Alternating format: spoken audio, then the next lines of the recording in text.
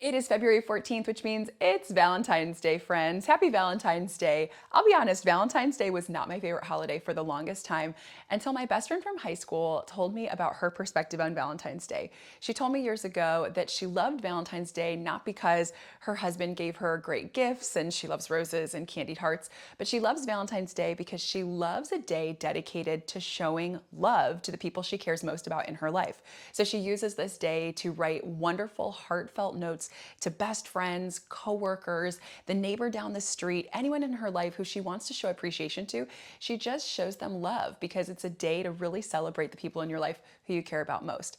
I have since adopted this amazing mindset because I think it's a fabulous way to look at such a special holiday. Instead of it just being about your boyfriend or girlfriend or whomever taking you out on a nice date, it's about celebrating the people in your life who you really care about and showing them the love that you feel every single day from them. So in that same light, today's podcast, we are talking about a very cool company that is making wine to show love to so many amazing causes.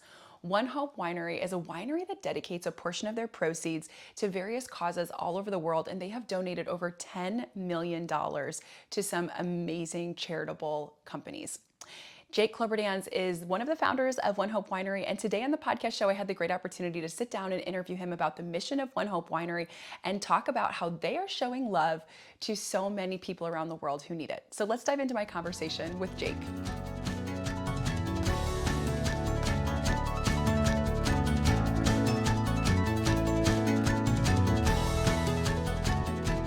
Hi, friends, and welcome to the Wine CEO podcast. Today on the show, I am so excited to be interviewing Jake Kloberdanz, the founder of ONEHOPE Winery. And this is an interview I've been so excited for because ONEHOPE Winery is aligned in many ways with what I love doing here on the Wine CEO podcast, helping empower others and really make a difference in the world. Jake founded ONEHOPE Winery as a purpose-driven winery along with 6 other individuals. They were all working for top winemaking brands at the time. And they came together because they wanted to make a difference in the wine industry and be able to give back to so many important causes and people around the world. ONEHOPE has proudly donated over $10 million to local and global causes, and it is truly making such an impact in the world through incredible wine. So, Jake, welcome so much to the Wine CEO podcast. Thanks for having me, Sarah. And we actually recently did surpass $10 million donated directly from our wine sales. And on top of it, we powered over 50,000 events now, wine tasting events that have raised tens of millions more. So we're really grateful for the opportunity to get to give back every day through our purpose and our mission at the winery. And thanks for having me on. Yes, that is so incredible. I love hearing that you even surpassed that milestone from the last time that I was able to hear about ONEHOPE. So let's tell the listeners just for a second about how you got into wine, first of all, and winemaking, and then kind of maybe how that brought you to ONEHOPE Winery today. Yeah, definitely. Well, when I started into wine, I was fresh out of college. I went to UC Berkeley, grew up in Northern California. Didn't have any family in the wine industry, so I never really spent time in wine. And but I did get recruited to a wine company, the largest wine company in the world, actually. Great family-owned, amazing company that kind of got me interested through wining and dining me down in Newport Beach and showing me the opportunity to be in the wine business. And I kind of checked all the boxes for them. I was a student athlete at Cal. I was really involved in philanthropy and social life through my fraternity, involved in student government. And then I was in the undergrad business school. So I was kind of like checked all the boxes of this fast track program, and they invited me in. And I met a bunch of other great people who knew nothing about wine. And we started our career into the wine industry, which when you think about wine, selling wine down in Newport Beach, it sounds really really romantic. But in actuality, I was in the back of like grocery stores doing, manual labor and stuff. And luckily at that time, I was still in really good shape from my sports and stuff. So that was my strength as a salesperson, was doing manual labor and building relationships with those people. So that's my start in the wine industry, is really in grocery stores and in the back of grocery stores and in the wine aisle, and learning at the grunt level how to sell wine and talk about wine with retailers, and specifically like Safeways, Ralph's, Vaughn's in Southern California. And then the winemaking side, I've learned along the way with building One Hope and with working side by side with a lot of amazing winemakers. And we have a world-class winemaking team now, and happy to go into that further here. But I'm still learning on the winemaking side, and I'm our chief executive officer, but not our winemaker. But I know enough to be a little bit dangerous. So I'll talk a little wine and geek out with you later on here. I love that. That's awesome. And you definitely opened the door for my next question, which was really all about One Hope. So tell us about the history of how One Hope came to be and where you got this desire to want to do something philanthropic in the wine industry from. Yeah, well, I was started out in grocery stores, like I said, and it was October of 2005. It's my first year of my career. I'm 22 years old. I'm stocking Campbell's soup at 4 in the morning for the store manager so that he can give me the lobby display of this big Ralph's on 17th Street. And I noticed this pink ribbon on the label and it said, this can helps for the fight against breast cancer. And I was like, huh, that's cool. And I had noticed like the Campbell's soup had totally sold out. So I was like, must be working. And then I went over to the milk box no more than 15 minutes later, and I'm stocking Yoplait yogurt. And the Dannon yogurt is totally filled up and nothing sold. And Yoplait is totally spent and it has these foils on the top, and it says, every foil you send in, 10 cents goes to the fight against breast cancer. And so it was 1-2 punch. And I was like, huh, looks like it's working. And so then I went back over to the wine aisle and there was nothing there that was giving back towards a cause. And I was like, you know what? I'm going to come out with a wine that gives back. And that was the initial thought, and did, not too much with it, just kept paying attention to any cause marketing I saw. And then November comes around and Breast Cancer Awareness Month's done and all the pink ribbons go away. And then I don't see anything else. And so that was when it kind of evolved to building a brand that would give back year round, and maybe give back to even more than just breast cancer, give back to all kinds of different causes. And so that's the initial evolution. And I did what most people do when they have a great idea, which is nothing. So I did nothing for about 6 more months after that. And then I had one of my closest friends from growing up call me, and her voice was quivering, and she shared the news that she had blood cancer with me. And it's kind of the first moment in my life where I really had my world turned upside down with somebody who I loved getting really sick, and it put me in touch with my own mortality as a young man. And it kind of scared me, made me realize life is short. And at the same time, it made me realize life is short, and it kind of emboldened me and made me braver too. And I told her I was going to fly home and see her the next day. And I flew home the next day to Fremont, California, where I grew up. And I didn't know what I was going to say to her, but I was thinking about One Hope at the time. And I thought the most inspiring thing to do was to tell her that I was going to start building this company while she was going through chemo and radiation, and that it would give back to these different causes. And the next day I flew home back to Newport Beach and incorporated One Hope, and it's been my purpose ever since. And so 15 weeks after that, she was cancer free. She's a mom, has 3 kids today. She's a teacher down in Arizona. And I had filed for my wine license, and I had found the first winery and winemaker that would make us our first 3 pallets of wine: a Chardonnay towards breast cancer, a Merlot towards AIDS, and a Cabernet towards autism. And so that's kind of 2005 idea, 2006 incorporate the business. June 1st, 2007, I launched One Hope with 7 other people that I met at my job in my training program, 4 men, 4 women. And there's 6 of us co-founders today, 3 of the men, 3 women, still running the business. So that was the inspiration to give back, kind of a combination of business and purpose, and combining the two. So they came together for One Hope, and June 1st, 2007 is the day we kind of consider the establishment. And we've been in business for coming over 16 years now. It's crazy.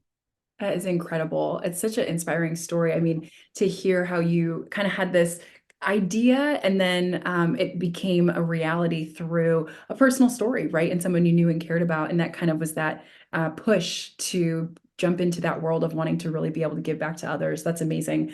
Yeah. So at the time when you started, it sounds like you had three wines that you launched. So do you still to this day work with local wineries in Napa and they make wine for you? Tell us a bit about what your company looks like today compared to what it was when you first started. Yeah, so when we first started, we did not have a winery and we didn't own any vineyards. And so we had to meet a lot of different farming families.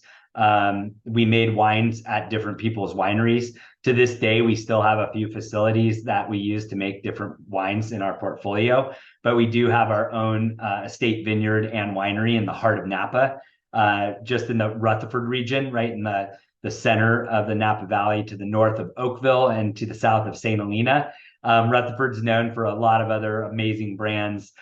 Just next door, we have one of the most famous vineyards that is BV2, where George Latour wines were made. And then right next to that's Tokelon Vineyard. So we're just to the north of Tokelon and the famous Robert Mondavi and Opus One properties on Highway 29. So we've come a long ways. We have the original truck on the property that reminds us of where we came from, and the F-150 that we delivered all our cases out of in the early days. And to this day, we still give back to local and global causes. And we started out with those three varietals going towards different causes. And over time, we've kind of evolved into giving people the ability to give back to their cause of choice. And so they can either host a wine event, and we have this really nice elevated wine tasting experience that we provide. And you can build your own tasting experience, or you can use one of our two default selections. And people can basically bring a Napa Valley wine tasting experience to their home and raise money for their cause of choice. And then our customers also get the ability to give back to their cause of choice year round by being in our wine club or by ordering on any order.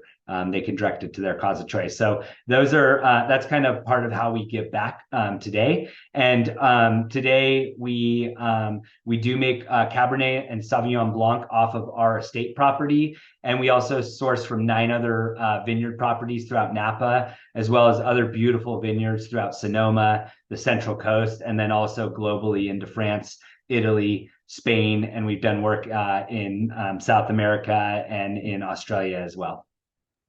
Very cool. So walk me through, how does it work if someone wants to give back to their charity? So basically, how do you assign like what I guess the cost would be for a wine for what you're then going to give to a charity, and they can just pick any 501(c)(3)? Yeah, great question. So, and I think I should mention it that all the wines that we sell right now are our own brands. So ONEHOPE is the largest brand by volume, and then we also have a wine brand we launched earlier this year called Her Story, and it's inspired by women's stories that are told, and the storytelling in wine, but also the storytelling within our community of customers and cause entrepreneurs, which I'll share a little bit more about. But so many of our customers and community that helps us to market our wine are women. And so we wanted to kind of turn history into her story. And it's a really beautiful label as well. And then we have a handful of other brands. We have a portfolio of brands that we sell. They're all our own brands, and they all belong to the ONEHOPE portfolio. And then when you go to onehopewine.com, which is not number one Hope Wine, but it's all spelled out ONEHOPE wine.com. You can click on the top and select a cause of your choice on the header. And we have a database of over 100,000 nonprofits that you can choose from. And if your nonprofit's not in there, you can also put it in manually and we'll approve it. As long as it hits our standards. And, we use Charity Navigator and GuideStar and have a ton of nonprofits that meet a certain standard that people can choose from. So we make it really easy for them to choose. And then on any given order, if they want to change the nonprofits going towards, then they can.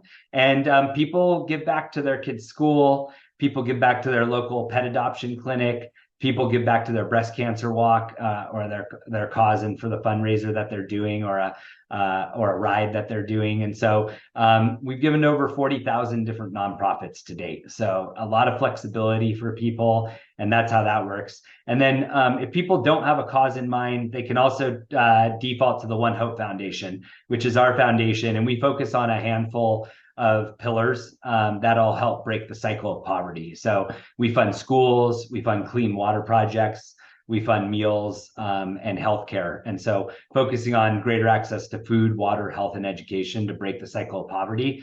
A lot of people, if they don't have something that they're specifically looking to raise for, they just don't want to pick a nonprofit. They're happy to donate to our foundation. And then we pass on 100% of our proceeds to vetted nonprofit partners where we help do like major significant acts of hope for people. I love this. This is incredible. And I think it's brilliant that individuals can contribute to whatever their personal passion is, right? It's not like you have four or five that when you buy the wine, it has to go toward that. You can choose what you want the money to go to, which is amazing because you get to drink incredible wine and then have the money go to your personal cause that you're passionate about, which I think is phenomenal. So this is a brilliant, brilliant idea.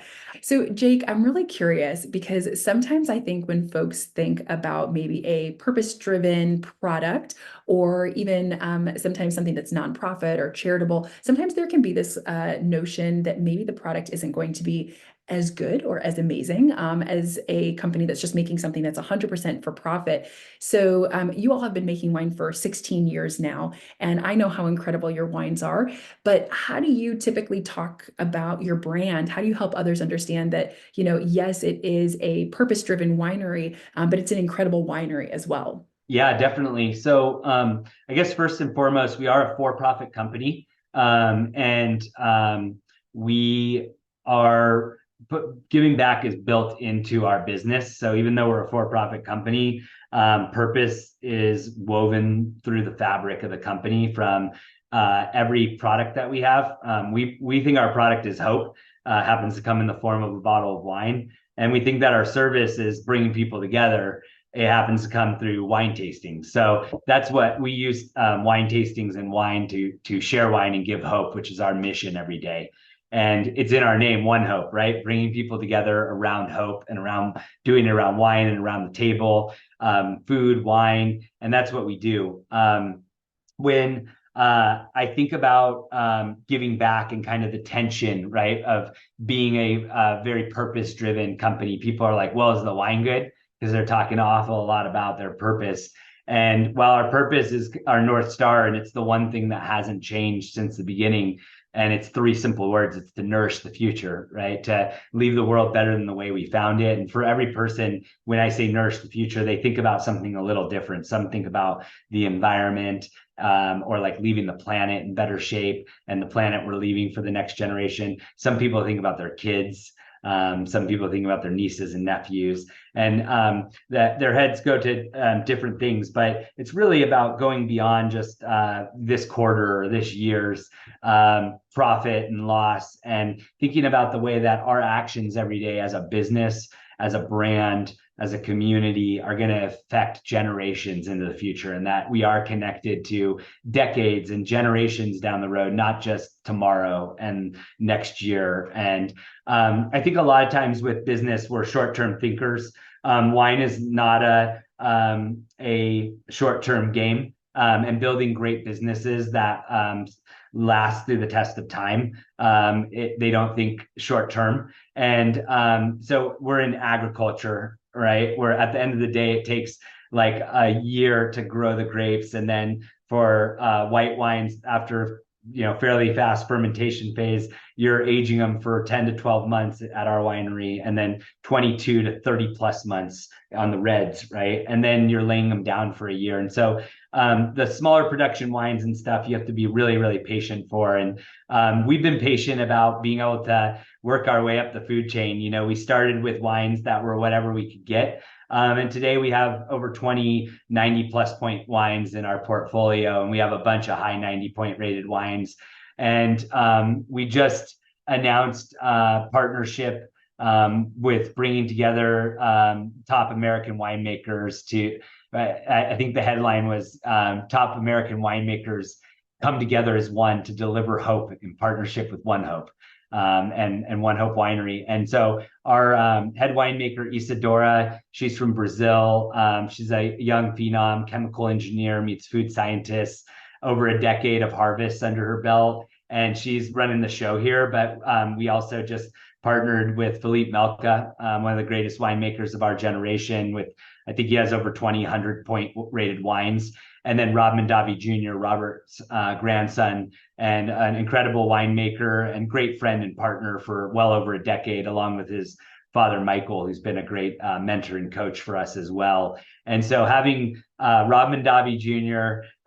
Right next door to where his father and grandfather were pioneers of Napa Valley, having Philippe Melka, maybe this generation's version of Robert Mondavi and the wines they made there, and then having Isadora, is a great team, and I let our wines speak for themselves nowadays. So I'm a little less or a little slower to immediately defend how good our wines are. It's just they speak for themselves, and then planting roots amongst the greatest wine families in Napa Valley history, and being next door to the wine brands that we aspire to be next to at the table, and to be making wines and have vineyards planted right next door to them is really special too. And so I think that speaks volumes as well, that we're literally planted here in Napa next to incredible vineyards that are some of the highest rated wines in not only Napa Valley history, but the world and global history. So that's incredible. So Jake, can you tell us a bit more about your wine club? So you kind of introduced that a moment ago, talking about how folks can join the wine club and contribute to their organization of choice. So what does the wine club look like if someone wanted to join? Yeah, so our wine club is awesome. It's it's at onehopewine.com. There's more details on it. And a lot of people find out about it through the tastings that we do all over the country. We do hundreds of wine tastings, sometimes thousands of wine tastings a month in 44 states around the country. And the wine club gives people the ability to build their own wine club. If they want, they can choose our bestseller 6-pack or our 90+ point rated 6-pack, which are really easy to start off with. And then the wine club makes it really easy to swap wines along the way. And our site makes it easy to find how to build a wine club. And during checkout, if you want to add the wine club, you can. It's a one-time membership fee of $20, and it unlocks over $500 of value in your first 4 orders. So after the first order, when you stay in for the second order, you get a bottle of our Paso Cab. That's awesome. And it gives people the ability to test out kind of our first tier of our reserve collection. And it's a beautiful bottle, and it's just extra value, right? Like $40 of extra value.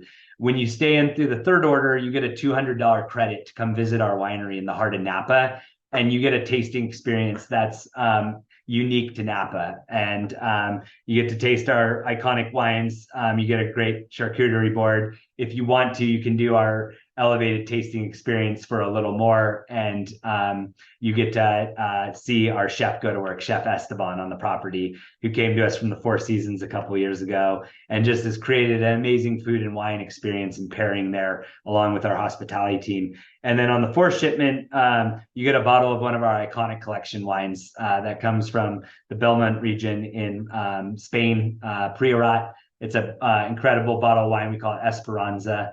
And so along the way, you're not only earning great rewards for staying in and getting connected to our winery property, but you also get free shipping on wines. You can swap wines at any time. And not only free shipping on your scheduled orders, but any other orders that are $99 or more, you get 10% off all of our wine. And then you get access to special deals and special types of wines. So that's our standard wine club. And then we do have a community, a smaller wine club that's kind of an allocation only wine club that we offer on the property called the 2020 Collective. And we've been building that by referral. There's only a few hundred people in it, and it's for serious collectors of wine. And people who come and visit the winery can learn more about that. But we do our smallest production wines through that, and do releases, some of which only go to that community. And then we also have created kind of a social club here on the property. It's kind of like a Soho House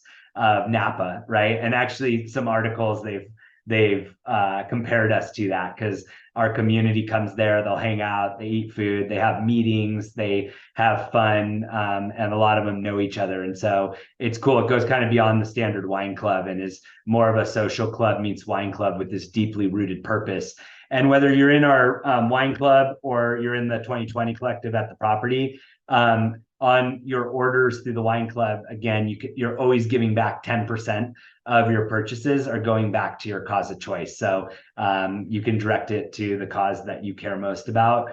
Drink great wine, have it show up at your home in like 3 days or under by ground shipping, and for free, and kind of have hope on tap all the time, you know? Hope on tap. I love that. I mean, it sounds like you have really incredible offerings at the winery for folks that want to come visit in person or who live in the area. And then obviously a great opportunity to have that hope on tap at home as well. Can you mention a little bit more about the Hearst story? You mentioned that earlier, and just kind of what maybe, started that and what you've seen over the last year as you've all been diving into that new endeavor. Yeah, well, originally the way that I kind of came up with that brand was thinking about my grandma was the first entrepreneur in our family. She started a business called Rosen Research in Cleveland, Ohio, while my grandpa was still in World War II, and she had just become a mom. And my grandma's always been a real inspiration to me. And then my mom became an entrepreneur because of my grandma, and both of them have had a huge influence on me.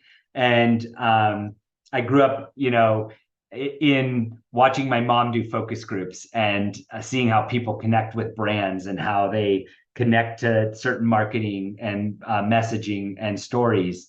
And I also got to experience like technology at an early stage as a early 80s baby in Silicon Valley. I get to test early versions of the Apple IIgs and new software and stuff like that, and video games. And so I started working for my mom, and learned to love brands, learned to understand a little bit about technology, hardware and software, and also got to watch her and her partner, two women, build this amazing business that really changed a lot of people's lives.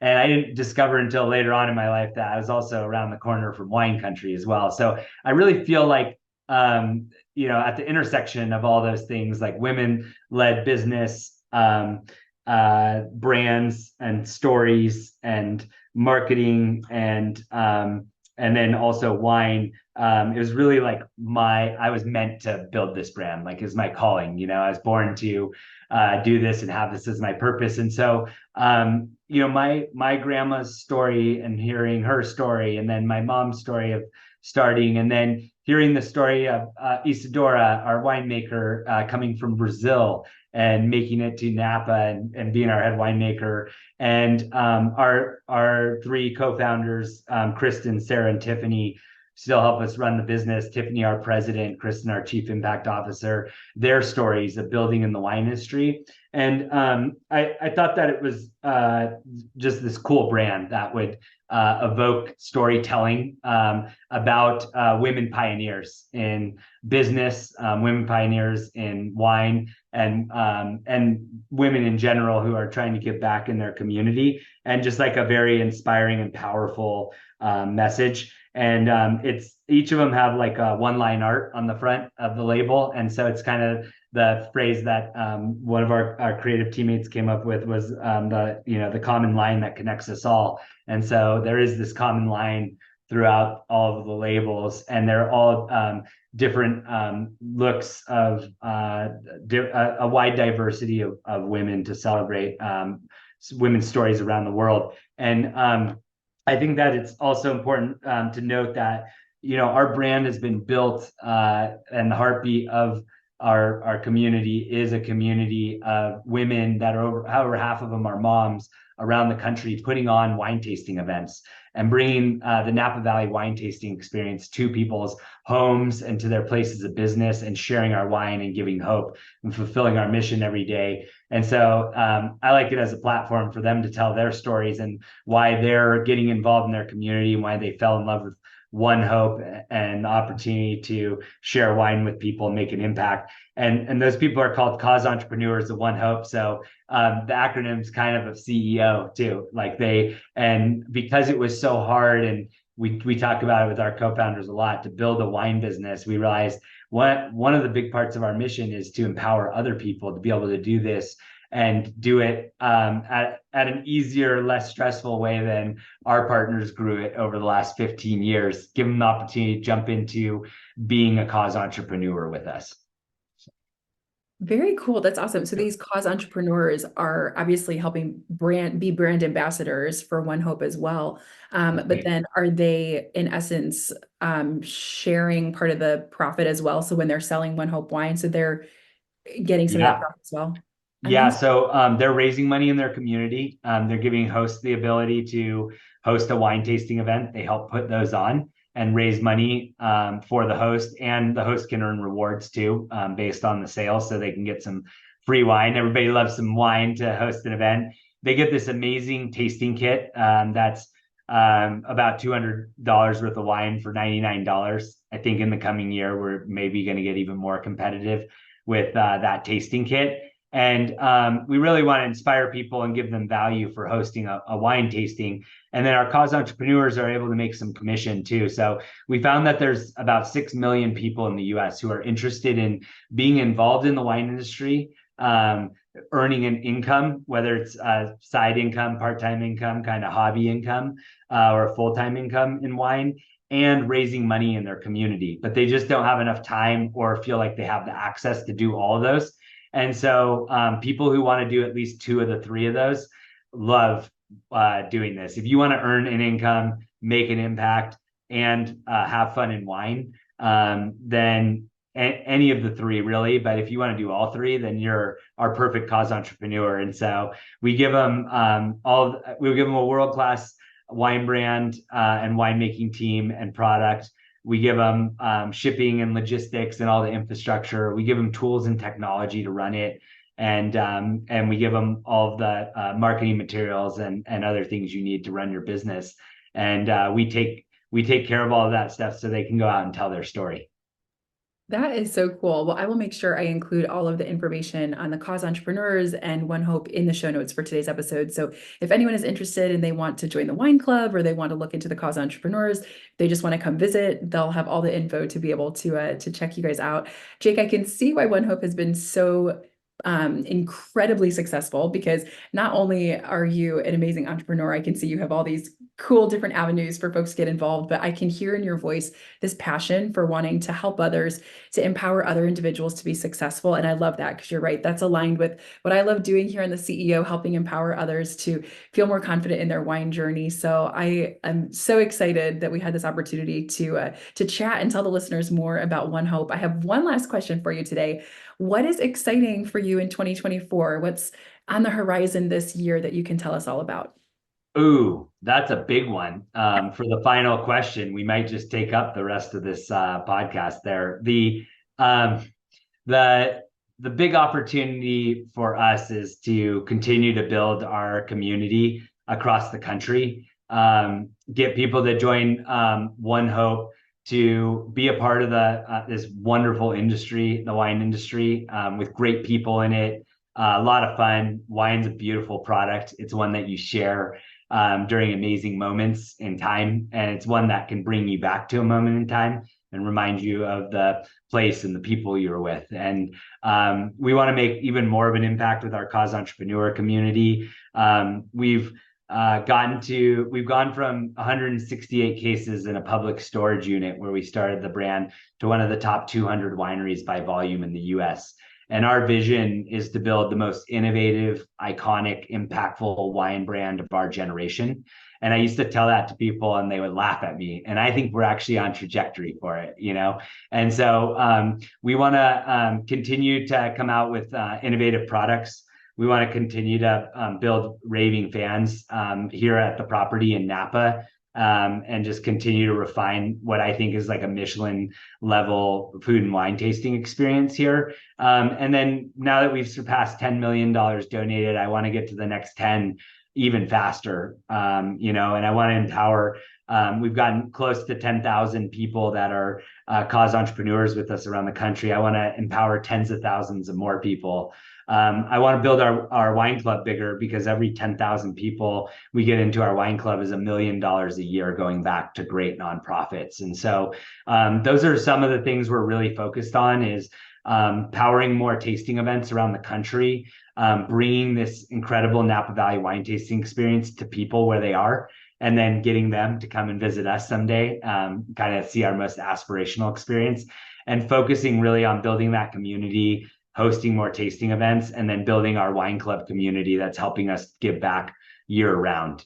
So that's a little bit of a unfair, like 3 answers to you. I continue to want to build our physical footprint as well. So in addition to the Napa property, we're in the early stages of thinking about additional vineyard destination properties that we can build out, because this place is really, really special, and people who come and stay with us on the property or come and visit the winery remember it for a long time. So I hope we get the chance to host you, Sarah. I think what you're doing for the community of wine drinkers and empowering people to be able to not be intimidated by wine, but to embrace it for the wonderful product it is, for bringing people together, giving people hope, creating conversations and memories, making it approachable for people, and exciting the way that it is, and making people see it for one of the best things in the world. It really is like a creation from up above for all of us to get to enjoy amazing wine and to connect our humanity through it. So thanks for having me, and hope to see you in Napa soon. Yes, I would love to come out and visit. Thank you so much. I will definitely make sure my next trip out to California, I swing by and visit, because I have no doubt that everything you just mentioned, you are going to accomplish and more. So I will make sure I also include the social links and website for ONEHOPE, so that all the listeners can follow along as well on your amazing journey. I'm here cheering you on, and I'm really excited to see how 2024 is a huge success and even more. So Jake, thank you so much again for coming on the Wine CEO podcast. Of course, Sarah. Hey, Sarah, can I plug one more thing for you? Is Please. If people mention the Wine CEO, our tasting room is exclusive, so we don't do necessarily appointments off the street or anything like that. It's just been through referral and really organic. But if people mention the Wine CEO when they sign up for our wait list online, we'll do our best to get anybody in for our Wine and Bites experience to our tasting room. And we only have about 20 of these high-touch tasting experiences we do a week. But for those of you listening out there, mention the Wine CEO and Sarah Roth, and then you've got your referral, okay? Amazing. Thank you so much, Jake. I appreciate that. All right, you got it. Look forward to seeing you soon. Thanks. All right, friends, I hope you enjoyed today's episode and learned something new. If you loved today's episode, don't forget to like and share it with a friend.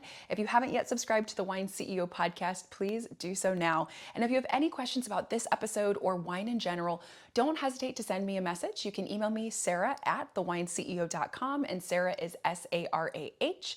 Or you can send me a DM on Instagram @TheWineCEO. I would be so excited to hear from you and happy to help in any way I can with wine recommendations, wine education, tips for travel, and so much more. Until next episode, friends, I hope you drink something new and delicious, and I will catch you all in the next episode of the Wine CEO podcast.